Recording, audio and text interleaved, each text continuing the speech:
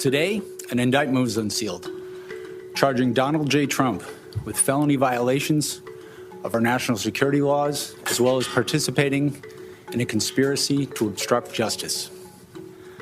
This indictment was voted by a grand jury of citizens in the Southern District of Florida, and I invite everyone to read it in full to understand the scope and the gravity of the crimes charged. We have one set of laws in this country, and they apply to everyone.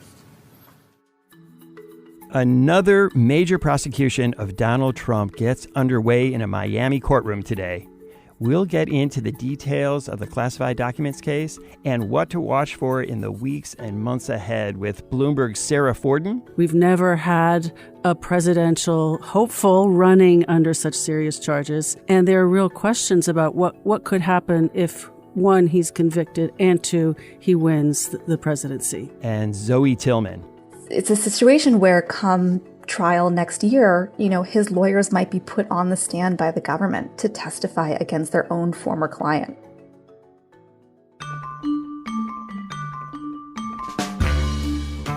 I'm Wes Kosova. Today on The Big Take, Donald Trump faces his first federal indictment.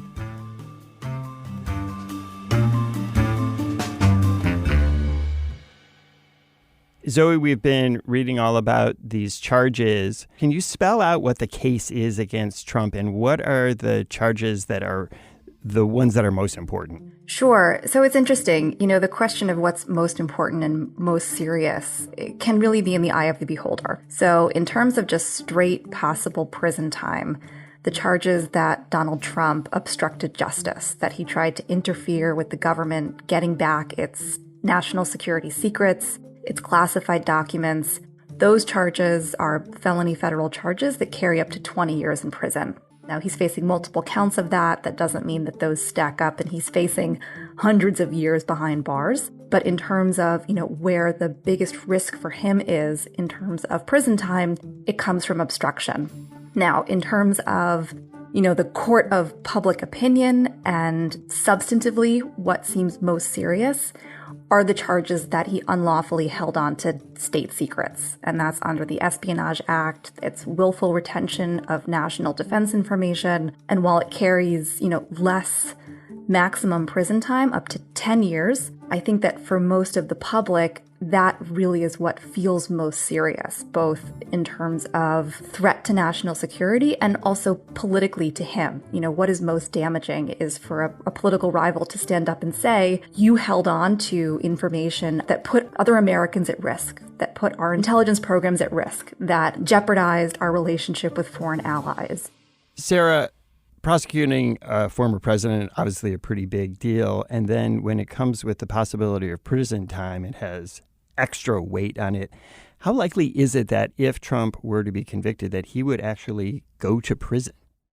This is really getting this country into uncharted territory. We've never before charged a former president with a felony indictment. We've never had a presidential hopeful running under such serious charges. And there are real questions about what could happen if, one, he's convicted, and two, he wins the presidency. And so there's a lot of speculation. Can you run this country from jail? I don't hear anyone saying they think he is actually going to face significant jail time. But I think the questions that is raising and just the lack of any provision for this scenario in the Constitution means we are really embarking on a new chapter for this country. Something that's really interesting in the indictment is they don't charge him with every single piece of classified information that they found. It's 31 counts, 31 specific types of documents, and they're the most serious, the most highly classified, but it's not 100 and some odd counts, right? But where that comes into play is sentencing. And, where he seems to face a lot of risk is if he's convicted, a judge can look at the totality of the allegations against him, even if they're not individual counts that he's been convicted of. And that's where you could see things like sentencing enhancements. That's where, the potential for more prison time kicks in, even if on paper right now, it looks pretty bad on paper, but at sentencing, that's where you could see judges saying, yes, you were convicted of X counts, and the sentencing guidelines range is for a first-time offender like you, actually not that high. But we're dealing with state secrets, and we're dealing with, a universe of documents that is in fact much larger than the number of counts. So all of these have the potential down the road to actually increase the likelihood that he could spend more time in prison than sort of other comparable cases. Zoe Sarah raised this question about whether Trump could run for president if he were to be in jail. Which of these charges would carry disqualification to hold public office if he were to be convicted? So none of these charges carry disqualification. Early on, when we saw the affidavit for the search at Mar-a-Lago last summer, they had put a federal crime that does carry disqualification on the list of crimes they were investigating. And that had to do with intentionally, concealing, destroying government records. And while there are sort of analogous charges in here, it's not that statute specifically. So, the Justice Department maybe were thinking about it, but perhaps decided that the headache of arguing that particular constitutional uncertainty was really not worth it. So there's nothing in here that disqualifies him. And even there were questions about whether that would apply to the presidency, but that's all off the table. But as a practical matter, it'd be kind of difficult if he had been convicted to serve as president. Yeah, if he is in jail, if he does go to jail, that practically would be very awkward to manage. But if he's not in jail, he could, in theory, still be running the country as a convicted felon. And then the question is also, can he pardon himself? And there are some legal scholars who say absolutely. That's his prerogative when it comes to federal offenses. If the case were still pending at the point that he's elected president, the Justice Department could be instructed to simply dismiss the case. So there are ways that he can exercise that power to his advantage. And, although he can pardon himself potentially to get out of federal crimes, where that does not apply is in the case of state charges. So in New York, where he's facing state felony charges related to his alleged role in directing hush money payments to an adult film star, and in Fulton County, Georgia, where he's under investigation for his role in trying to overturn the results of the 2020 presidential election, he would not be able to do anything either way as president or not to get out of those cases.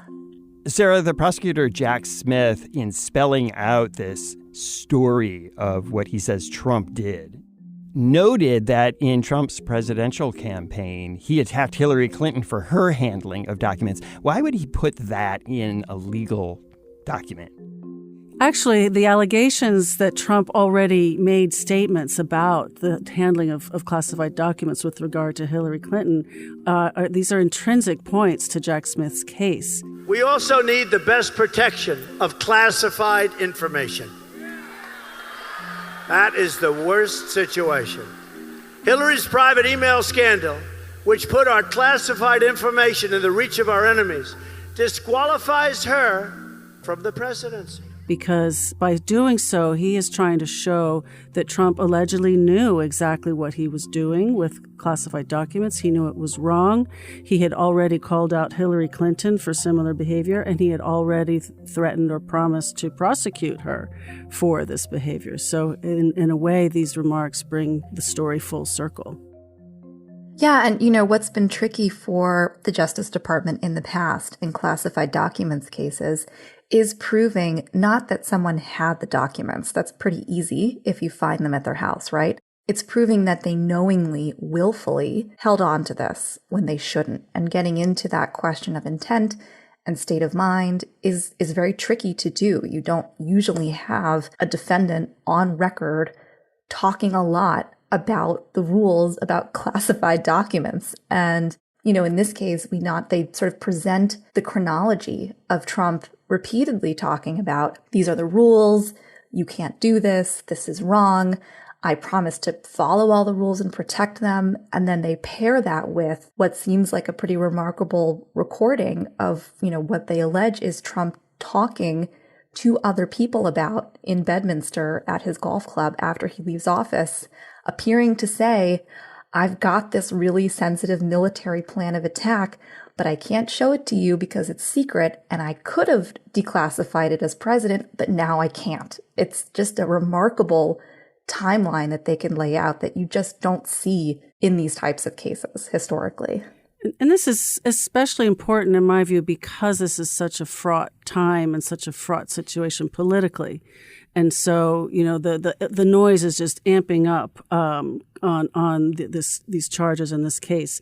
But by bringing it back to the intent and also the sensitivity of these national security documents, I think Jack Smith was showing that this is important for the safety and the security of the American people.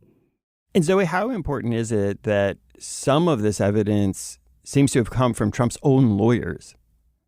It's extraordinary.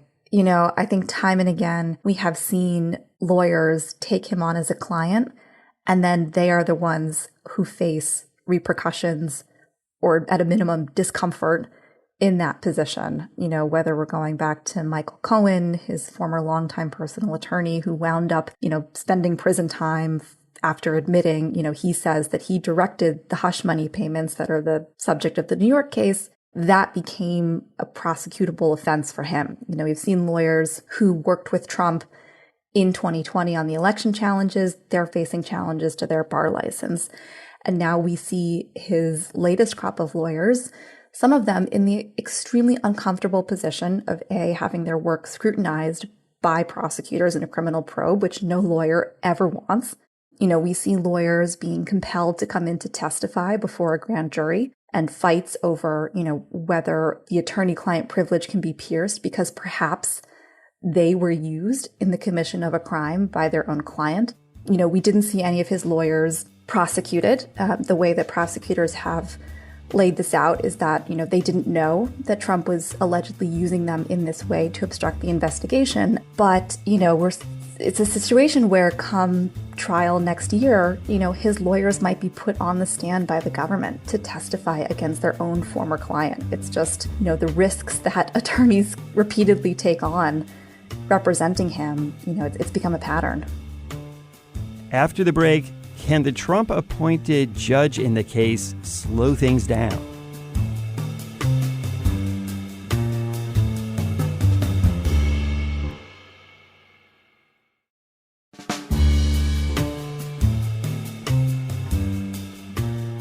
Sarah, the prosecution got an unwelcome surprise in the judge who was selected to hear this case. Can you tell us about her? Because we've heard from her before.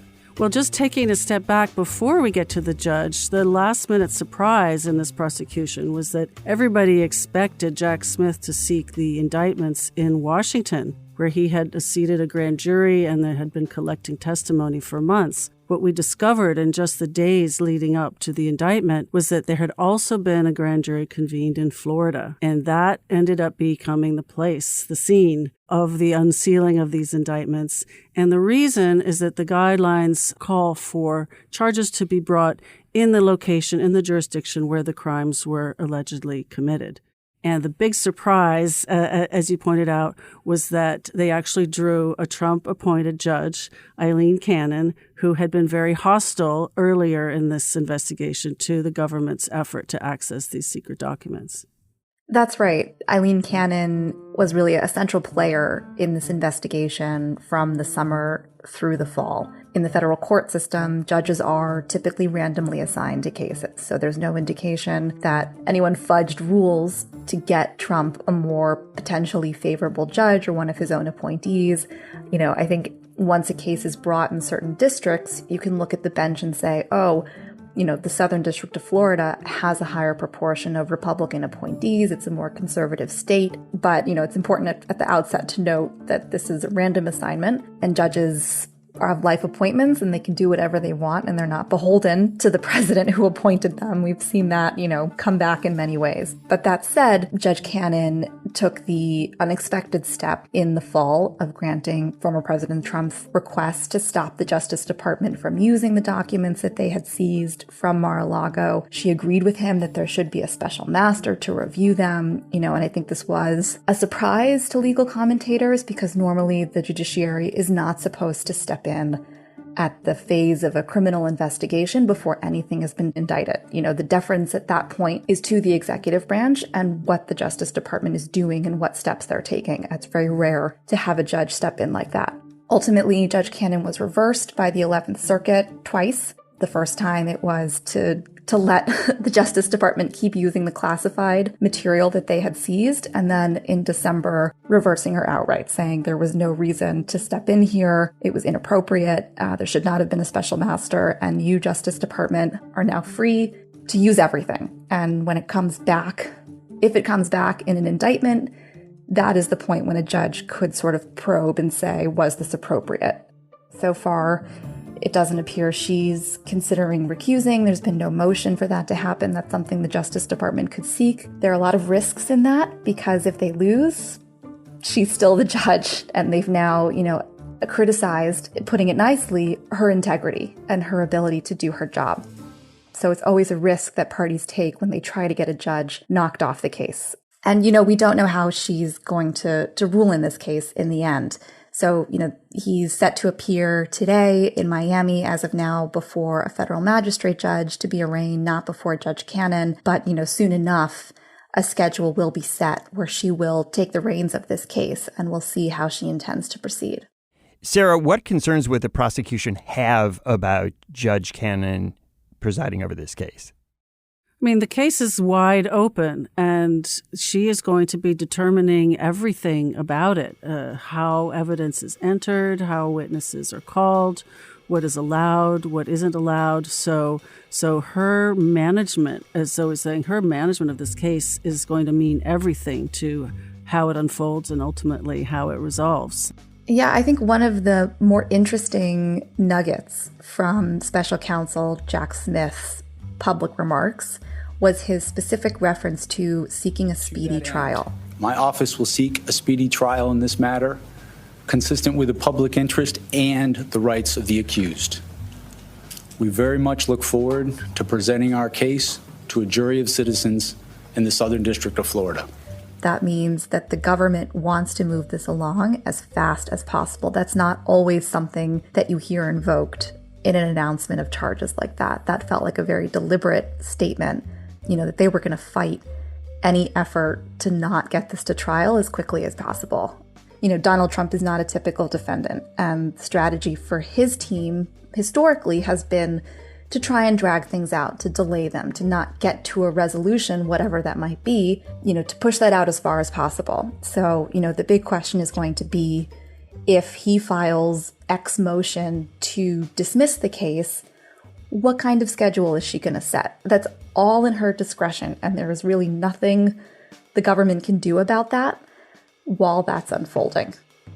As you say, Trump's legal strategy in all kinds of cases for many decades has been to try to run out the clock. As we were talking about earlier, if he's able to delay and delay and delay past the next election, that could be in his benefit if a Republican, including himself, were reelected. That's why the timing is critical, because if the Justice Department can push for conviction before the election, that's a whole other scenario then, as you said, if it runs out. And to the point about the delay tactic, the other reason for the Justice Department to bring the case in Florida was to head off a venue fight, which could have had the effect of really dragging this out. And so if it had come in Washington, the defense could have filed a motion to move it to Florida. They could have argued this was the wrong venue for these charges, and that could have really been a very time-consuming process. Zoe, as we were talking about earlier, this evidence from Trump's own lawyers is very important. But Trump's current lawyers will try to fight the admissibility of that because of attorney-client privilege. Could Judge Cannon disqualify that entire body of evidence? Anything is possible.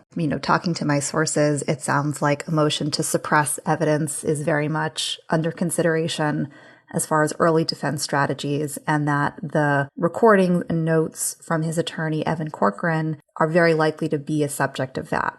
Just because judges in Washington ruled in favor of the government on being able to pierce that privilege and get those notes and get him before a grand jury, that doesn't preclude the defense from trying to bring that up again now that the case has been indicted. It's a very different context in an indictment situation versus pre-indictment in the investigation. So they can try to get another bite of that apple. The fact that it's in another district, even though Trump and Evan Corcoran lost that fight both in the district court in Washington and at the appeals court level, that DC Circuit decision is not binding on a judge in Florida in the same way it would be binding and far more important if the case was in Washington in that same circuit. So, they could try again in Florida. They go up to the 11th Circuit. It's just a different venue that lets them try again to get that tossed out.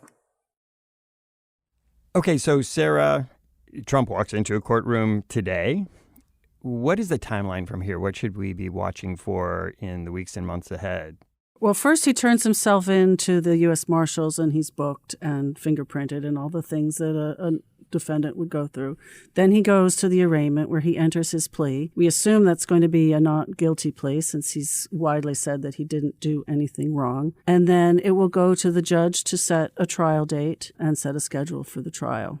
We'll get a sense of the early timeline. Something that I'll be listening for is whether there's any discussion of motions and legal proceedings related to the use of classified information in this case. That's another area where we could see delays built into just because the case involves classified information, that is treated differently. And if folks need to get security clearance to see the discovery, that's something that could take time. The question is, the classified information in these documents, is that still related to active intelligence operations, in which case there's going to be special procedures in place to protect that? Or did they burn all of those intelligence programs and now they're just fair game to show a jury and the public, in which case there's no delay? But that's something that has held up other classified documents prosecutions in the past. When we come back, the latest on the other Trump investigations.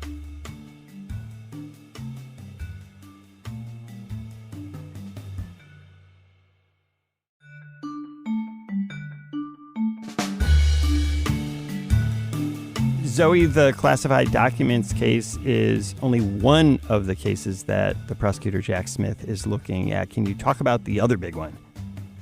That's right. Jack Smith's team is also still exploring, and this is a really nationwide investigation into how Trump and his supporters and his allies, the steps they took to try to overturn the results of the 2020 presidential election. They're exploring different angles, fundraising, what happened on the ground in different states. And that is ongoing. There are witnesses that are still set to come into the grand jury over the summer. There's no indication that's wrapping up. And that is another investigation that carries the risk of more federal felony crimes. So, to be continued. And can you remind us specifically, what are they investigating about Trump's possible responsibility for what happened on January 6th? One of the key questions they're looking at is whether his comments were directly responsible for inciting the mob to violence that stormed the Capitol on January 6th. And there are so many threads that they've been pulling of other potential crimes. Lately we got some court documents unsealed that suggest they're looking at whether he illegally tried to coerce former Vice President Mike Pence into taking action on January 6th, which is what got Mike Pence before the grand jury. They're looking at how they raised money from his supporters across the country, whether there was potentially any fraud there, looking at representations that were made to judges in battleground states in the election contests. Did he incite the insurrection? Did he try to obstruct Congress? Was there fraud? We don't really have a sense yet of what they're narrowing in on. And Sarah, aside from those two cases, there is still another very important investigation going on in Georgia. That is right. And the attention will probably shift next to that case. This is Fulton County, Georgia. The prosecutor is Fani Willis. And she is looking at the efforts by Trump and his supporters and his allies to change the result in Georgia. And specifically the, quote, perfect phone call where Trump called the Secretary of State, Brad Raffensperger, and urged him to find 11,000 plus votes to change the outcome of the election. So, look, all I want to do is this. I just want to find 11,780 votes, which is one more than we have, because we won the state. And Fani has already indicated that August is the period of time we should be watching. She has sent a letter to security services in Georgia asking them for their plans. She has let her staff know that they will be able to work remotely in that period. So that is signaling to everyone to expect charges coming from her office in that time period. And in Georgia, we recently got another clue that the investigation there is not only moving ahead, but is really focusing on the high-level players, which is that the electors, sort of the so-called fake electors who signed the certification saying Trump won the state, that a number of them have been granted immunity.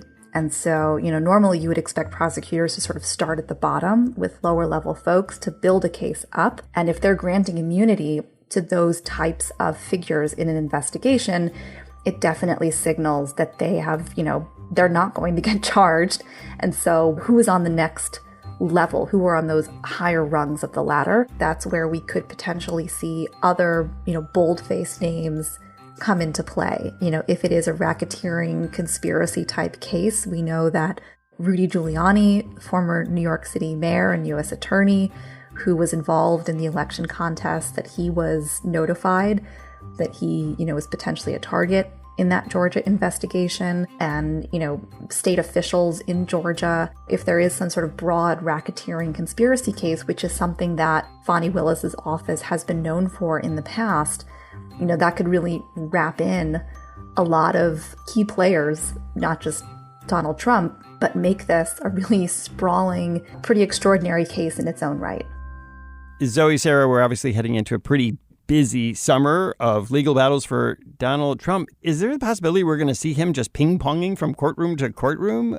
That is absolutely a possibility, and not only ping-ponging from court hearing to court hearing, but ping-ponging between court hearings and primaries and election speeches and rallies. I mean, Donald Trump is really defending himself on so many fronts. There, in addition to the case we are talking about, we have the case in New York over the hush money payments. There are multiple civil cases. So he has got a lot on his plate. Yeah, and in criminal cases where the defendant is released pre-trial, which we expect to happen here, he can waive appearances, and we've seen that before. And, I think a judge is going to not stand in the way, assuming the government has no opposition to Trump's lawyers saying, our client is running for president and is not going to be here for this status hearing number 10 to talk about discovery issues. He doesn't need to be in every courtroom for every hearing. Even when, motions are being argued, there are ways to avoid that. But as it starts getting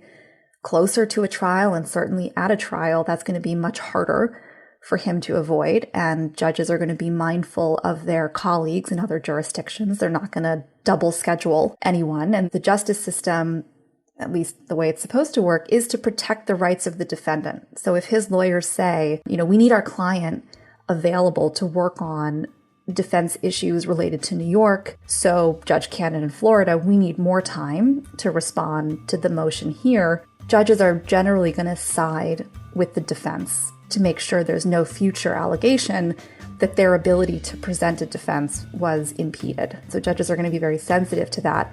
And when there are multiple cases, that's where you see the can getting kicked down the road, especially. Zoe, Sarah, thanks so much for coming on the show. Thanks for having us. Thanks for having us.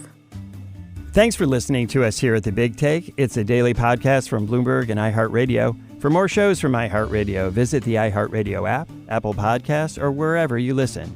And we'd love to hear from you. Email us questions or comments to bigtake@bloomberg.net.